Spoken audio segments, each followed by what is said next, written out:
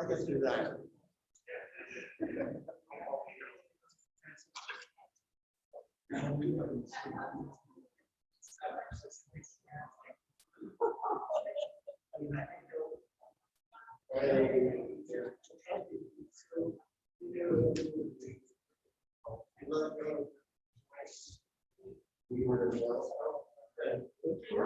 Yes, so you got the part with the famous blues. It's his he got to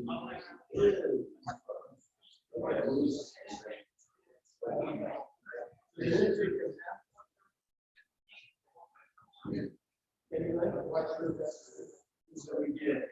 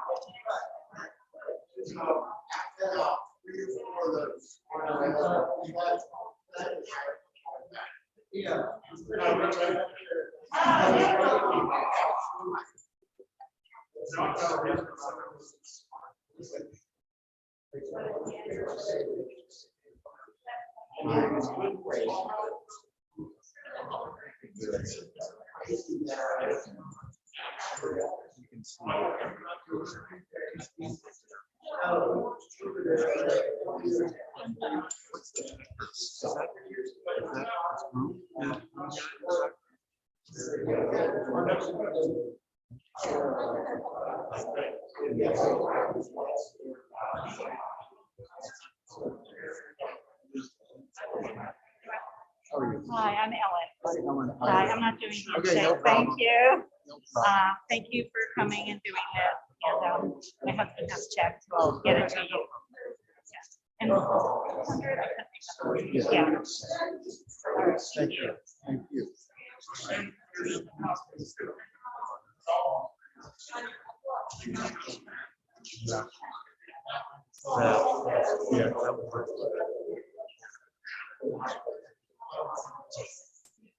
Yeah.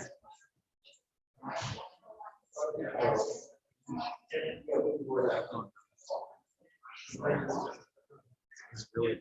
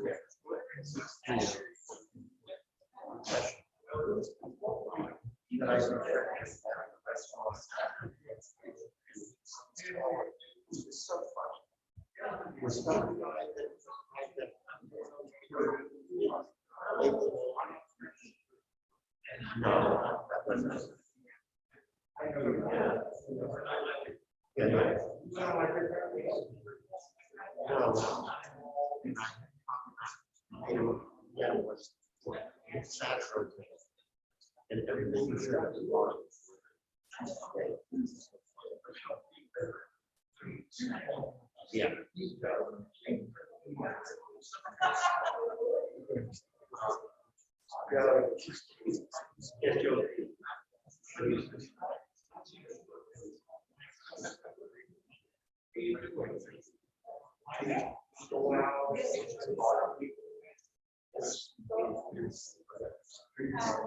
yeah.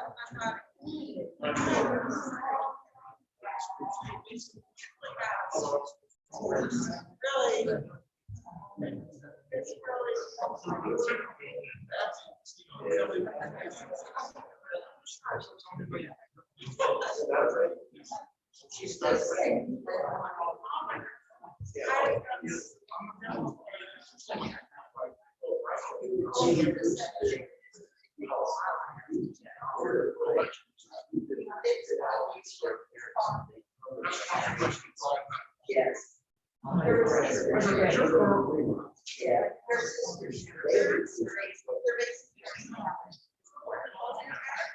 So it's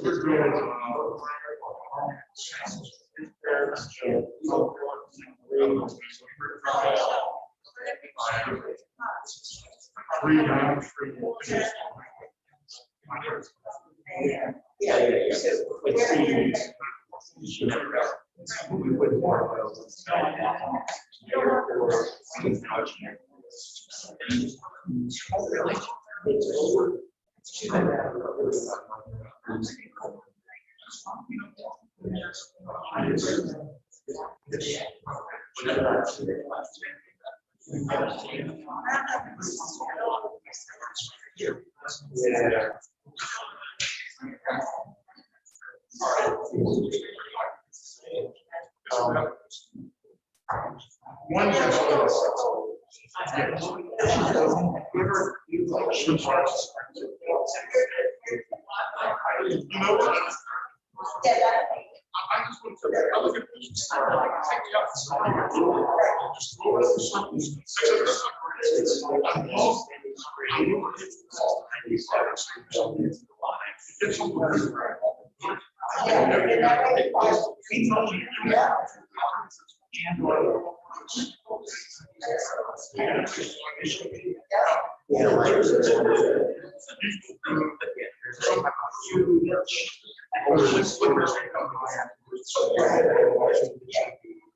And that's another thing.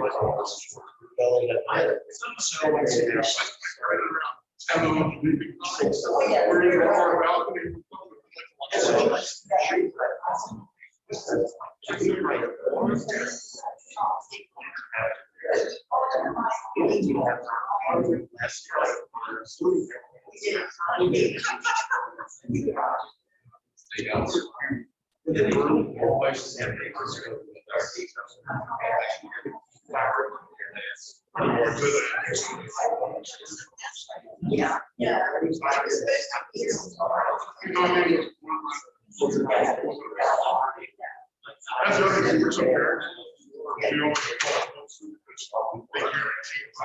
Well, it is.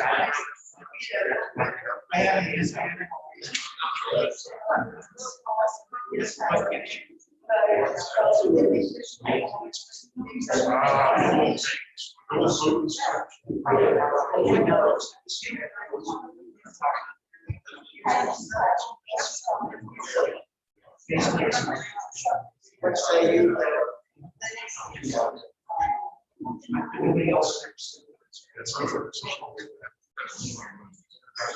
Oh, I would have done it today if we hadn't read. I think it's on the way home.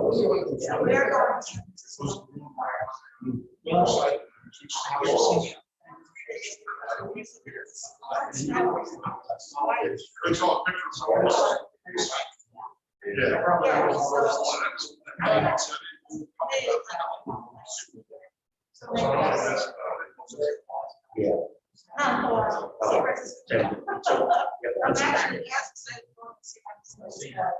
So anywhere else? Being where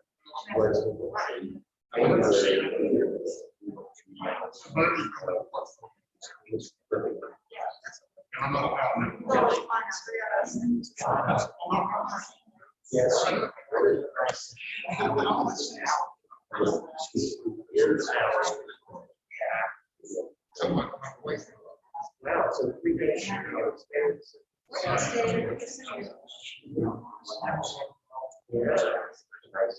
Ladies and gentlemen, this states are about ready.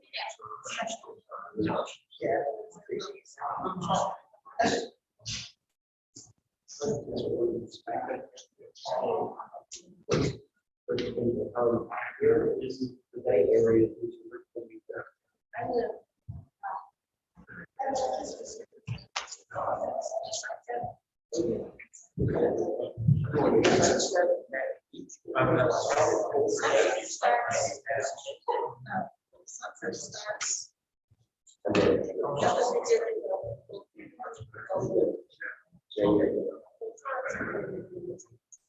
So sunset is all rectangles, and they're actually the whole big park here. Sunset starts there. It's on the south side. And on our side.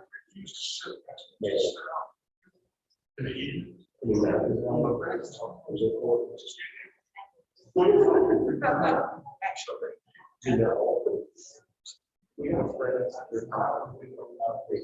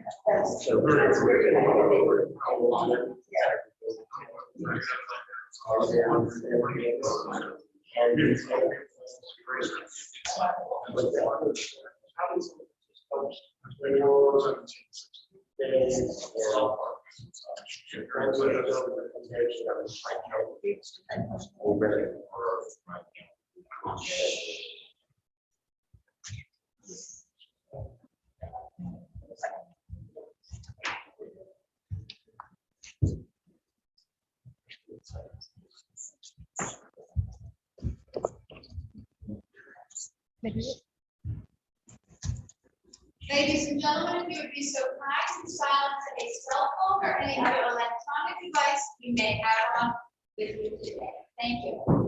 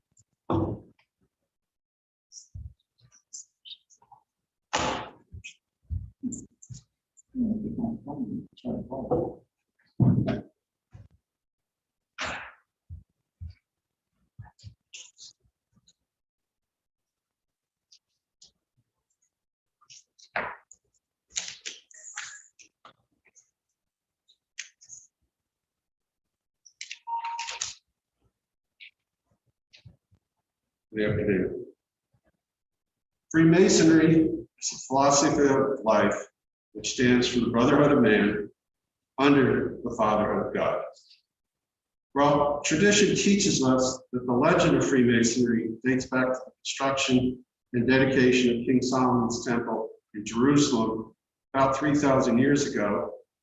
The modern structure of the world's oldest fraternity was organized in 1717. It employs the use of symbols to teach a philosophy of life and endeavors to help good men become better men. The Masonic funeral service, which follows, is not a religious service, although it reaffirms the basic tenet of our fraternity, that of a belief in the supreme being. It is offered as our final expression of respect for our departed brother. Worshipful Brother Jerome Bauman was a 7-year Mason of Samuel Gompers and Franklin Lodge.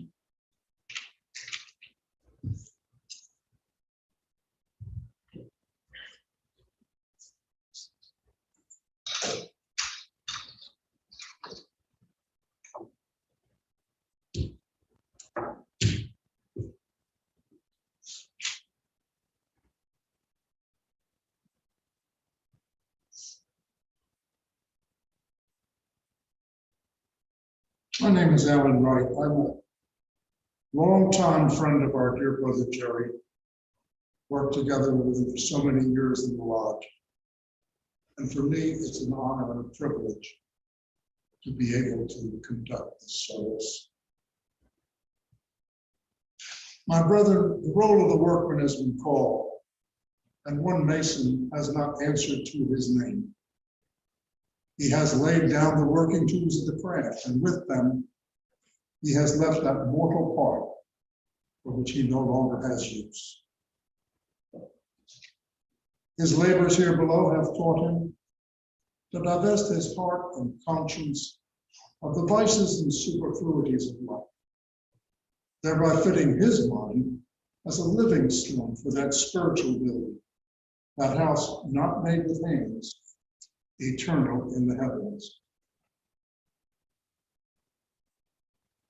Strengthened in his labors here by faith in God and a confident expectation of immortality, he has sought admission to the celestial lodge above. His search for further light has been rewarded as he beheld the light of a new life in the world everlasting. Divested of the material things of earth, he has not gone empty-handed, but with the workmanship of his Masonic character into the presence of a loving Father whose goodness and mercy know no bounds. God is above all and the Father of all. In him we live, move, and have our being. This thought of him is the great stay and support of our minds in every hour of trouble. In the presence of his infinity, human distinctions are infinitely insignificant. He permits all to call him Father and disinherits none of his children, but the affluence of his love embraces all. Death is now and has always been the profound mystery of the ages. Its hand stills the pulse of the young while the dew is yet sparkling in the morning of life. It strikes us down in our prime when the sun at meridian is the beauty and glory of the day. It lulls to sleep the old as their gaze is fixed on a golden sunset or twilight gloom. No man knoweth the hour, all expect it, none escape it. One subject upon which masonry sounds no uncertain note is the doctrine of the immortality of the soul. Our paths lead not to the grave, but through it. Immortal we are, and ever shall be. We look not only to another life, but to the perfecting of this one.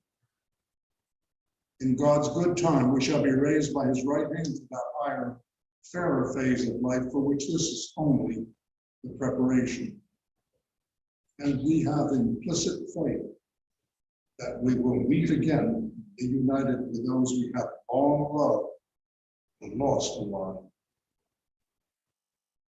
Ours, therefore, is a feeling not of bitter grief, but of faith, not of despair, but of hope.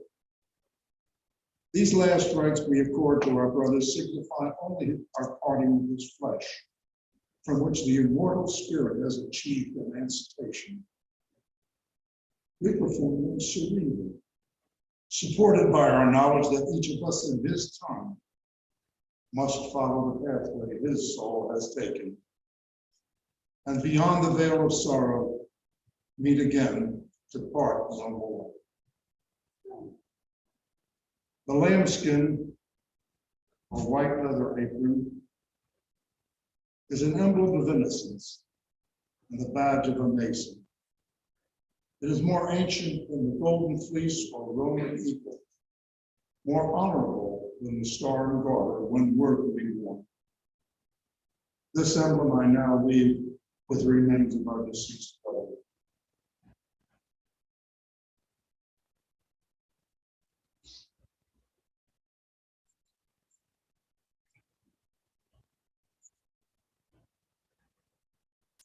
This evergreen, which once marked the temporary resting place of the illustrious dead, is an emblem of our faith in the immortality of the soul. By this, we are reminded that we have an immortal part within us that shall survive through eternity and which shall never, never, never die. And we may confidently hope that our souls will bloom in eternal spring. This too I deposit with the remains of our deceased brother.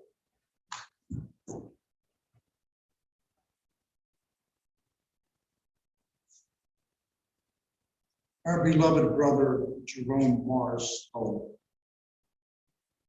Past master, merit award holder, has been removed from the cares and troubles of this transitory existence to a state of endless duration, thus severing another link from the fraternal chain that binds us together.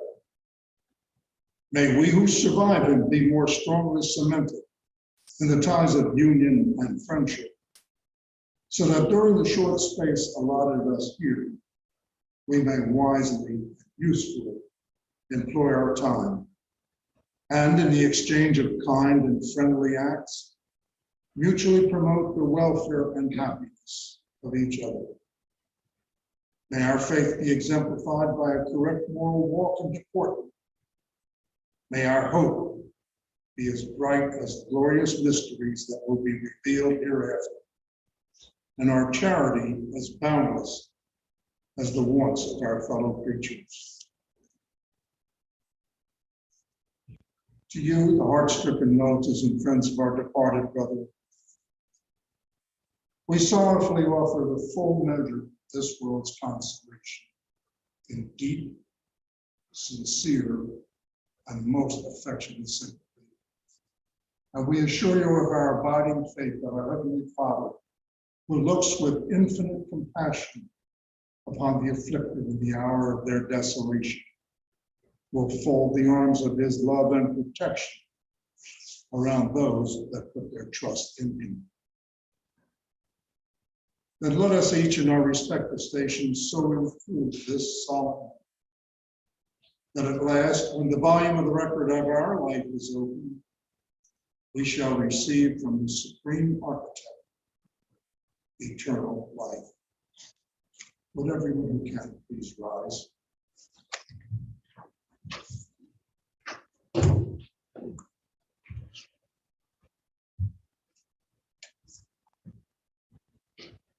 Almighty and most glorious Father, author of all good and giver of all mercy, pour down thy blessing upon us and strengthen our engagements with the ties of sincere affection.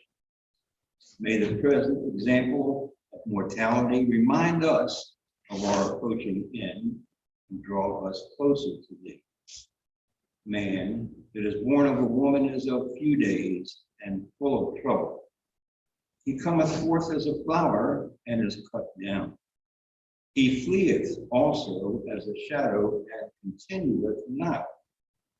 But thanks to thee, O God, for the revelation that though our brother lies here before us, he is not lost, but his spirit has gone to a world which death never entered, and where we may hope to meet and dwell forever.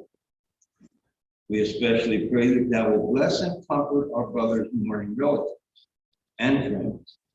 Enable them to look with the eye of faith beyond the gloomy scenes of this day to that world whose skies are never darkened by sin or clouded by sorrow, and fill them with the hope of meeting their loved ones beyond death's dark river, where parting shall be no more. Amen. Amen. All the Canadians can be seated.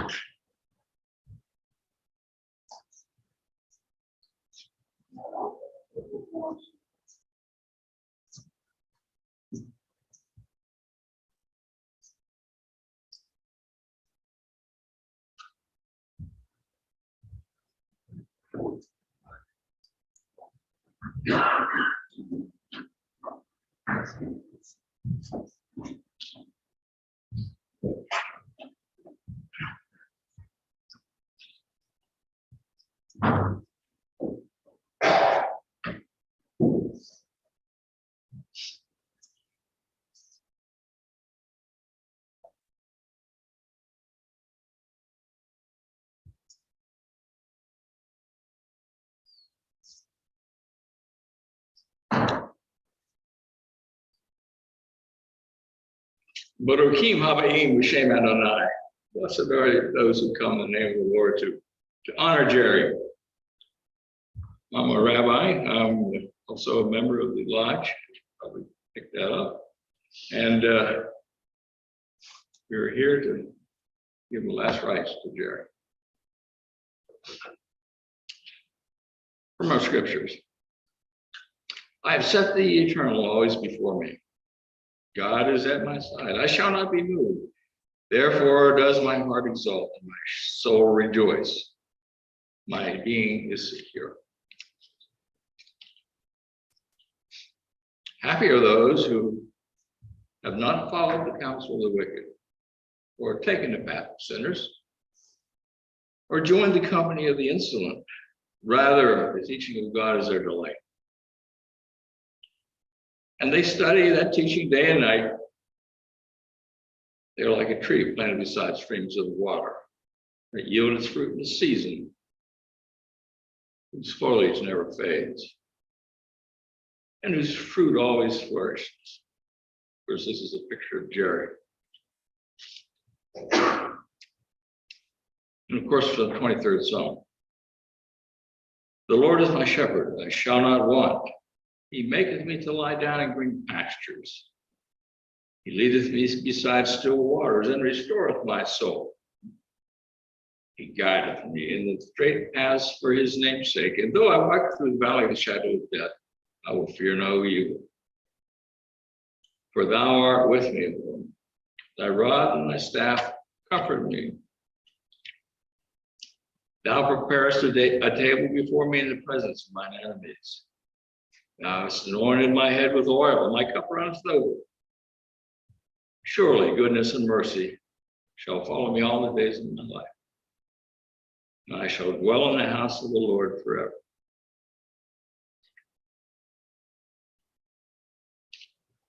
Oh God, you have been our refuge in every generation. Before the mountains came into being, before you brought forth the earth and the world, from eternity to eternity, you are God, Hashem. You return us to dust. Your decree, return, you mortals. For in your sight, O Lord, 1,000 years are as yesterday when it has passed. A watch in the night. You engulf us in sleep. We're like grass that renews itself at daybreak, flourishes anew, and at dusk withers and dies. The span of our life is 70, or for strength, 80 years. He passed that up. But the best of those years have been, they could have trouble and sorrow. They pass speedily though. And we are in darkness. Teach us therefore to number our days.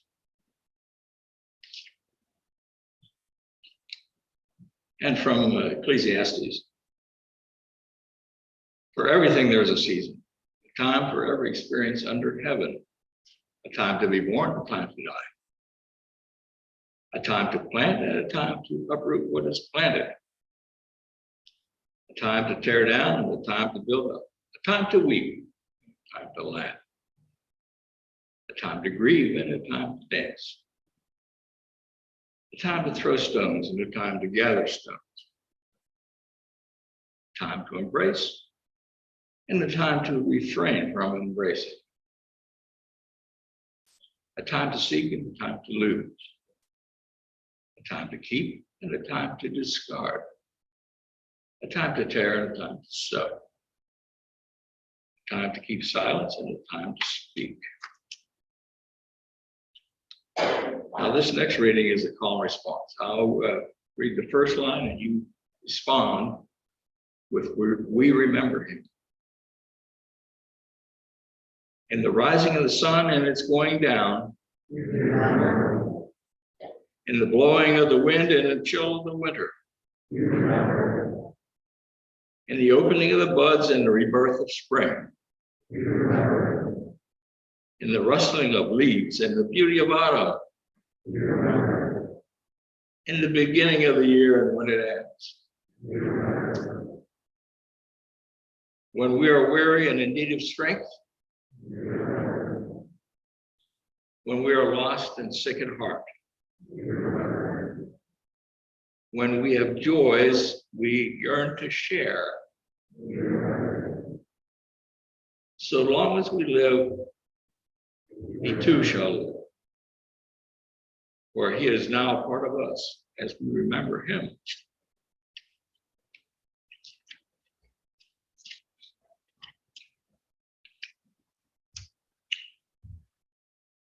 And a serious note, what can we know of death? We who cannot understand life fully. We study the seed in the cell, but the power deep within always eludes us. Though we cannot understand, we accept life as the gift of God. Yet death, life's twin, we face with fear. But why be afraid? Death is a haven to the weary, a relief to the sorely afflicted. We are safe in death as in life. There's no pain in death. There's only pain in living, as we recall our loved ones. And as they fear, as our loved ones also fear to die. Calm us, O God, when we cry out in our fear and in our grief. Turn us anew toward life. Awaken us to the warmth of human love that speaks to us from you, O Hashem. We shall fear no evil as we affirm your kingdom in this life.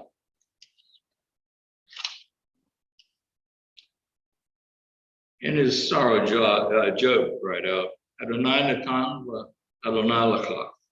Yehi Shem Adonai Mavorach. God has given and God has taken away. Blessed be the name of the Lord. We Jews are an ancient people. We are well acquainted with grief in the valley of shadows. Death and sorrow are not strangers to us. Yet the centuries have taught us that a good name endures beyond the grave, and that there is strength in our faith.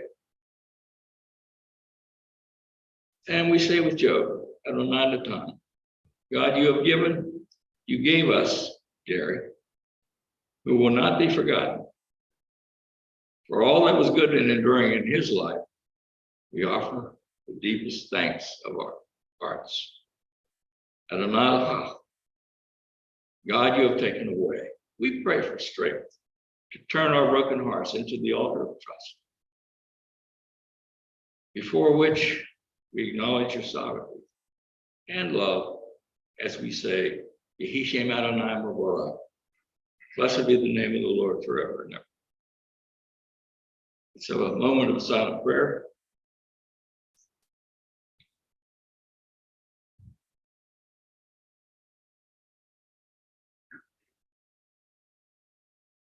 May the blessing of heaven rest upon us and Jerry and bless us. Amen. Now I've known Jerry for a long time. Back in the old country, we didn't know each other in the old country, but back in the old country, Ashkenaz, Europe part where Jews settled all over Europe. My family and the Baumans were friends.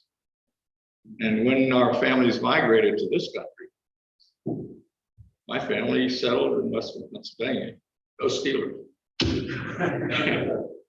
And a branch of the Baumans were there too, and we were very close. And in fact, we've intermarried, and I have cousins who are Baumans. And so when I moved here, I came here with the Navy during Vietnam. And I met Jerry at the synagogue and in the Masonic Lodge. And because of the names, and I felt a kindred spirit. And we always visited and talked, and I And every chance I had, I would be with Jerry. Of course, you know how Jerry was. He could be argumentative, but that's okay. I loved him. And we were sort of like family. And anyway, at this point, some of the family members would like to talk about it.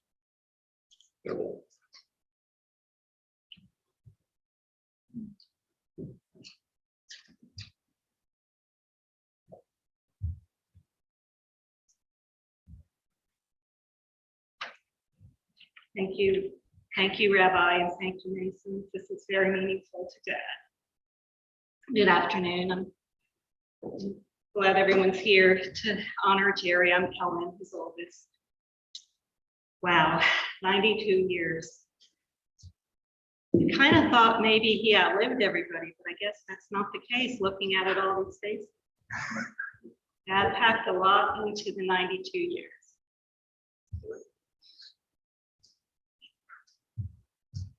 He had a truly wonderful life. But I would be duplicating what some other people are going to say today if I catalog all of his achievements. So instead, I just wanted to focus on the most important aspect of Dad for me, which is his connectivity. If you know Jerry at all, you know he never met a stranger.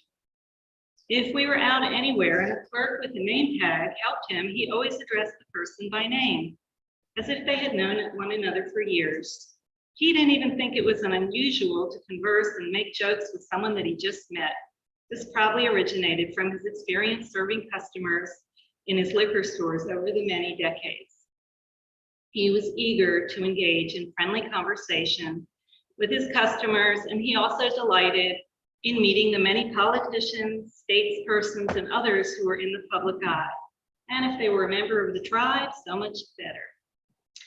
I just now was able to watch some digitalized rolls of 8mm film that he and Mom took over the decades. Of course, it has no sound, but in each frame where Jerry is present, you can clearly see him animatedly talking to others in the group with a big smile on his face.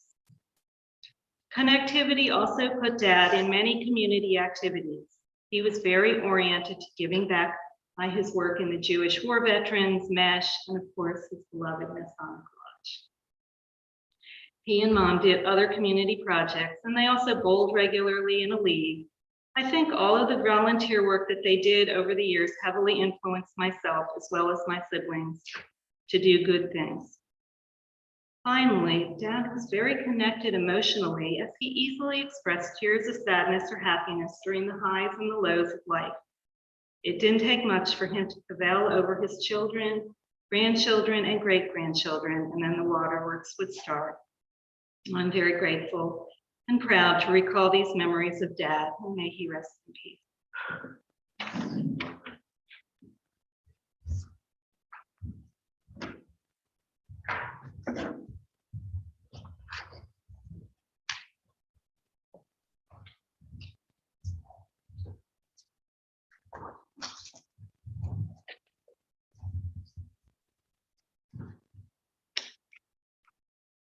For a man I was honored to know as father, brother, and master. Even today, and especially today, Jerry would want to say the Shehecheyanu, the prayer for it being such a wonderful occasion to see all these beautiful people. Why today? Because it is an honor and a blessing to be surrounded by good neshama, by good souls. Good souls, and we know so many, and we are so glad to have all those good neshama here with us today, and so many have been with our community. Jerry was great at finding good neshama and bringing them into his community, finding like communities. Dad wasn't much for bragging, but I kind of like bragging about my dad, so I'm going to just a little bit. He lived his life with a code, and that code was sacred. Though the code was uniquely his, and some of the times his code was hard to crack by his kids, the code was strongly influenced by his Jewish faith and his dedication to being a Mason. On this code, nothing scored higher than honesty and love. This is why Jerry was often in the top 10 realtors in Montgomery County, but never number 1. He could not bring himself to lie, certainly not as a stereotypical salesperson. Though, I have to say, you did not want to play Monopoly in our home growing up.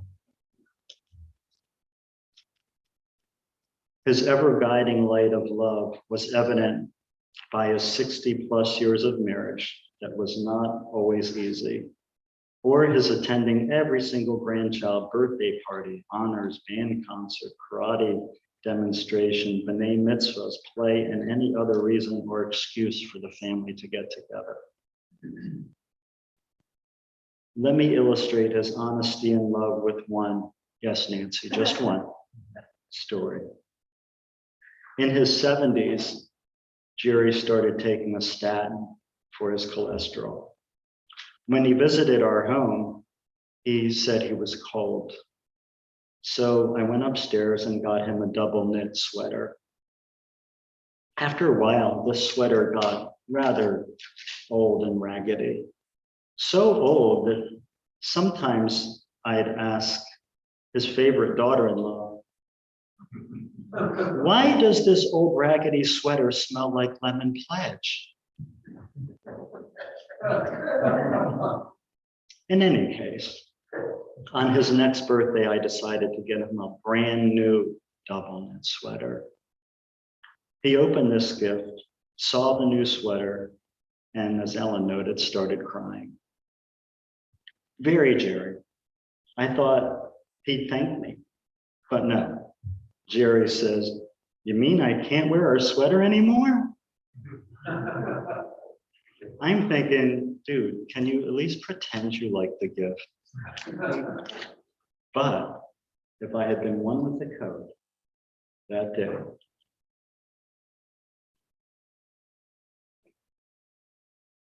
I could have said, "Thank you for honoring our love with your heartfelt tears. I will always treasure this moment and what that sharing means with us. Of course, we can keep sharing that sweater.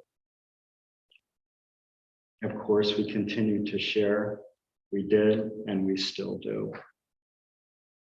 We all wait for that moment for our dad to say, "I'm so proud of you."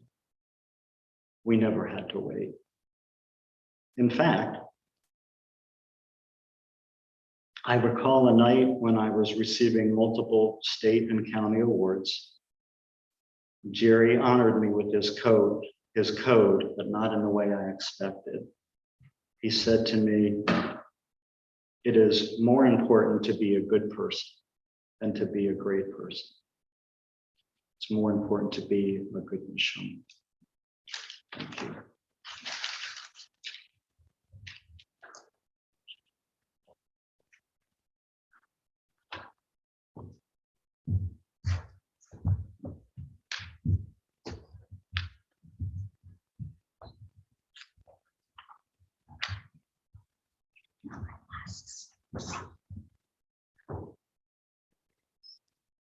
The problem with being the youngest child is that we always have to go last.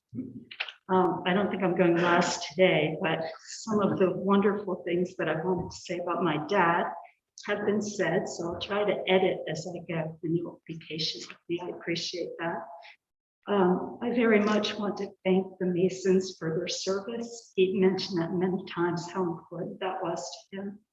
And I just know he is really appreciating that, as I did as well. I've never been privileged to see something like that before.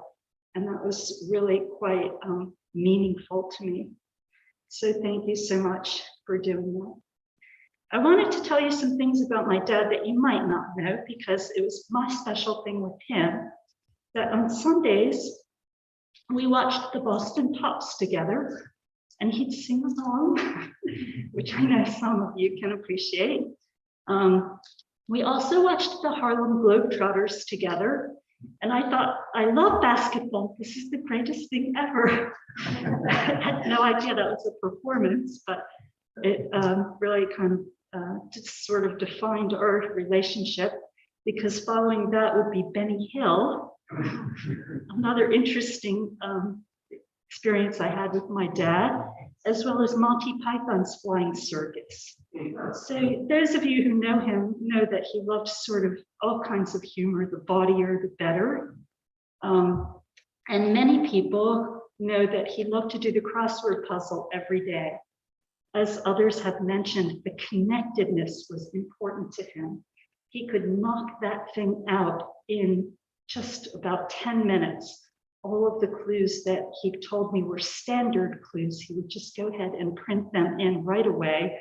And maybe he'd go back and try to finish it up later, but it wasn't about finishing it. It was about the connecting of the pieces, which was, as others have mentioned, sort of a theme where he loved how things were connected. I loved, and I learned very early on, that everybody was a human being.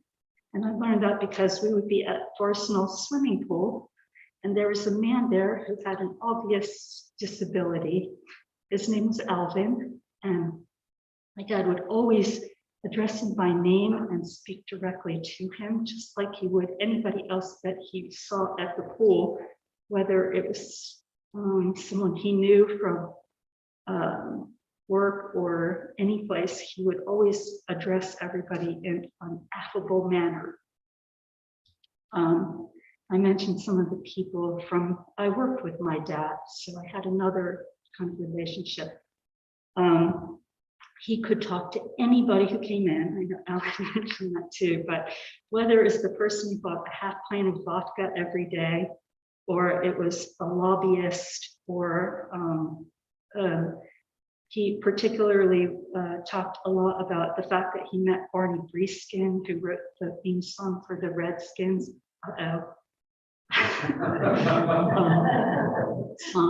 And one time Nina Totenberg asked if she could write a check, and he said, "You don't have to show me ID." Whether it was a deaf student from Gallaudet or the architect of the Capitol, it did not matter. They were all affably chatted. I'm going to comment about the lobbyists because he did not like lobbyists. He made a point of saying, I'm quoting him, "It is the most important issue facing our country. Many, if not all, of the candidates for office spend more time collecting funds for the election than they do addressing issues that need to be addressed. Therefore, in my opinion, we have the best government that money can buy." So, again, he loved bad puns and wordplay of all kinds. His lodge afforded him the honor of the Brother Chaplain Award for his sense of humor. And I'm going to probably tell one more story. And that is that in school, he got in trouble for laughing uncontrollably at inappropriate times, a hereditary characteristic in our family. Unfortunately, the teacher sent a note home that said Jerome has poor self-control. And to that, his mom replied, bless her heart, she replied back to the teacher, "I hope Jerome can overcome his self-control." He was most proud of his children and grandchildren and great-grandchildren, and he made no privacy about that. He would announce that at all times.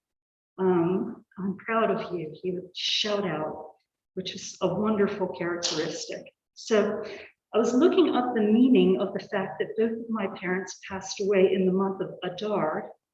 I found this interesting op-ed piece in the Jerusalem Post about seeing the hidden miracles and joy of the month of Adar that included a quote attributed to Dr. Wayne Dyer. I'm not really sure, because I've heard it other places, but don't die with your music still in you. And I think my dad was known for his unbridled TMI, and I think his life exemplified living in the moment and doing what you came here to do. And so, again, I feel the love in here so much today, and I really want to thank everyone for coming.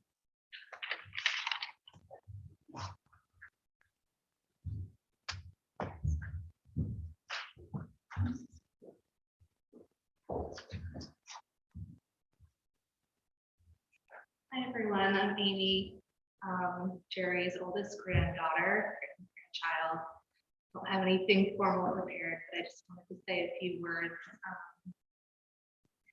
This has already been mentioned, but just my experience of Grandpa has been unconditional love and support of myself and all of the grandchildren and great-grandchildren.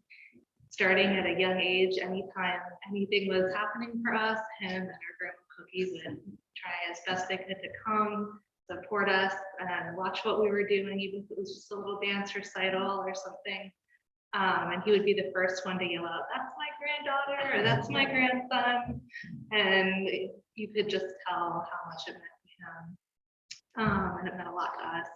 And as we grew older, he was just endlessly supportive of whatever we wanted to do with our lives. He supported multiple different grandchildren through school or training, whatever they wanted. He was there for us. And although he hasn't met my younger son and has only met my older one briefly when he was better a couple years ago, my older one who's here is always talking about him and our grandma Cookie, even though he never met her. And I know that his legacy and hers will also just live on through them with stories about them and their values. And everybody has already mentioned that he held.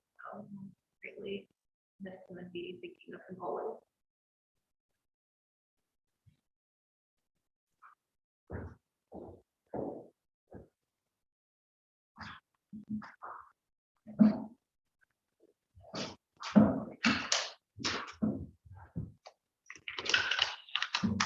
I'm Dan, Jerry's grandson. This week, as I was thinking about Grandpa Jerry, it occurred to me that everywhere I look, there's a reminder of him. In fact, the last time I was with him this past Wednesday was the rollout of the local football team's new name, the Washington Commanders. The first thing I thought was, I wonder how Grandpa feels about this. Actually, what kept coming back to me was his infectious, gregarious, sometimes even slightly too loud voice that I have heard so often in 30 years. Like his characteristic, "all right," that he would let fly when someone in the family did something impressive. Grandpa and I shared an interest in sports. So many times I can remember him shouting or cursing at the TV as one of the local teams underperformed, or cheering as they did well. It was with Grandpa that I went to my first 2 baseball games in 2005 at RFK Stadium in DC and Camden Yards in Baltimore.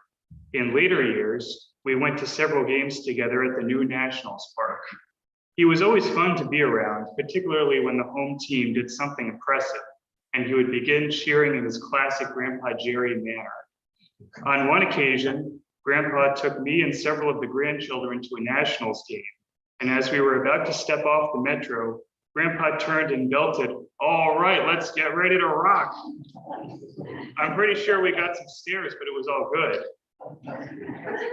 Grandpa was the definition of a guy who never, this has been said before, but I'm going to say it again. Grandpa was the definition of a guy who never met a stranger. When he went into a business, he would talk with a cashier casually or even call them by their first name if they were wearing a name tag.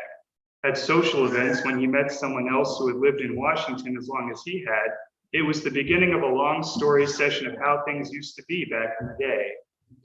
If nothing else, Grandpa Jerry was a storyteller, which seems to run in our family. I always enjoyed when he would recall the famous politicians and other Washington figures that would come into his liquor store on Capitol Hill, among them Judge Abner Mikva, and NPR's Nina Totenberg, who came into the store and, as has been mentioned, wrote a check. When she pulled out several proofs of identification, he told her, "You don't have to show me the whole Megillah," to which she replied, You think I don't know what that means, but I do. Grandpa wore his emotions on his sleeve. He loved all of his children and grandchildren to the nth degree, as he would say. If there was a graduation, a bar mitzvah, or anything else important, he and Grandma were there. He always said, when you're happy, I'm happy, to everyone with a smile on his face. He and Grandma were also there during the hard times, doing everything they could to help their son Dave as he struggled with mental illness as an adult. Grandpa wanted everyone to succeed, regardless of what challenges they faced in life. With so many memories of Grandpa over 3 decades, this week was particularly challenging for me emotionally. I kept wondering what life would be like without him, walking around 315 Hannah Street with those heavy footsteps and talking in that loud, welcoming voice. I guess I can take comfort in knowing that I had such a close relationship with my grandfather for so many years, which not everyone can say. He will be missed, to say the least. What a guy.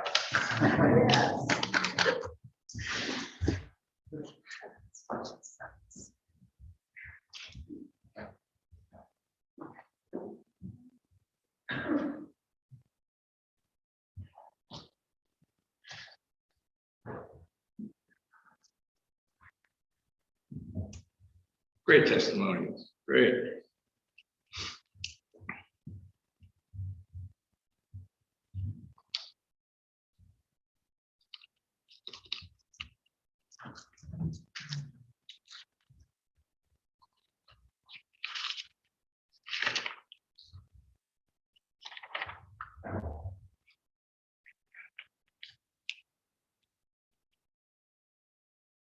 Please rise.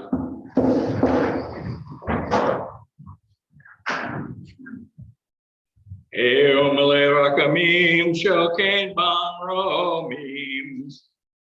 Compassionate God, eternal spirit of the universe, grant perfect rest in your sheltering presence to Jerry, who has entered eternity. Oh God of mercy, let him find refuge in the shadow of your wings. And let his soul be bound up in everlasting life. God is his inheritance. May he rest in peace. Adonai hu nekalato v'yanuach b'shalom hamishkavo v'nomer amen.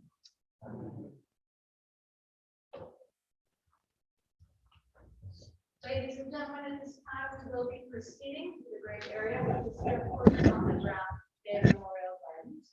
Those of you who are able to stay and join us, after we bring Jerome out, please return to your vehicles as quickly as possible, and then you'll follow along. You'll see exactly where the hearse goes, although we will not be going informal for the session. I would like the Masons to assemble by the door, please.